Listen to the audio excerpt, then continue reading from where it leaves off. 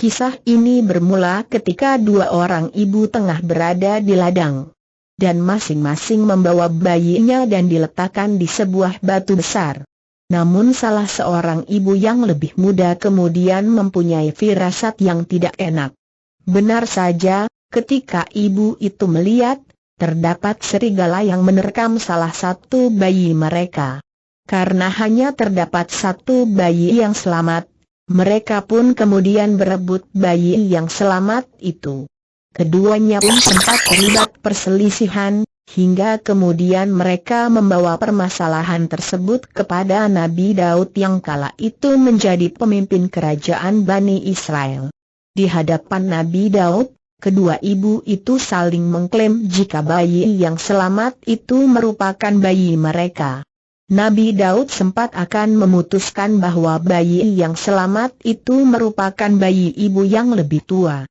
Sebab, ibu yang lebih tua itu terlihat begitu sedih dengan tangisan yang menderu.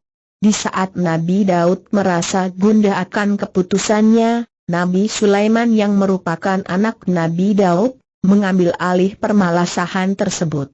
Setelah mendengar cerita terkait permasalahan yang dialami, Nabi Sulaiman kemudian justru meminta sebilah pedang. "Ambilkan aku pedang untuk membelah dua bayi ini untuk kalian berdua." Nabi Sulaiman kemudian meletakkan bayi di atas meja dan bersiap dengan pedang untuk membelah bayi tersebut. Mereka yang menyaksikan pun sempat tidak percaya.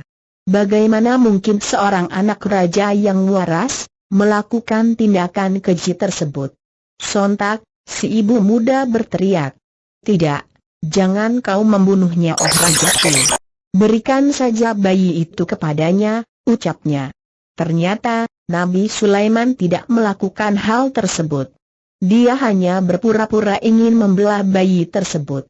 Nabi Sulaiman kemudian memberikan bayi tersebut kepada ibu muda yang lebih rela memberikan bayinya kepada ibu lain. Sementara ibu yang lebih tua hanya diam setuju ketika bayi akan dibelah. Naluri seorang ibu terlihat ketika diujah Nabi Sulaiman terhadap dua ibu yang berperkara itu. Mendapati keputusan Nabi Sulaiman itu, ibu muda begitu gembira. Pasukan istana dan yang lainnya pun ikut gembira atas cara Nabi Sulaiman memecahkan masalah itu. Sedangkan ibu tua yang iri dan dengki dijatuhi hukuman. Nabi Daud yang melihat apa yang dilakukan oleh Nabi Sulaiman merasa puas dan bangga.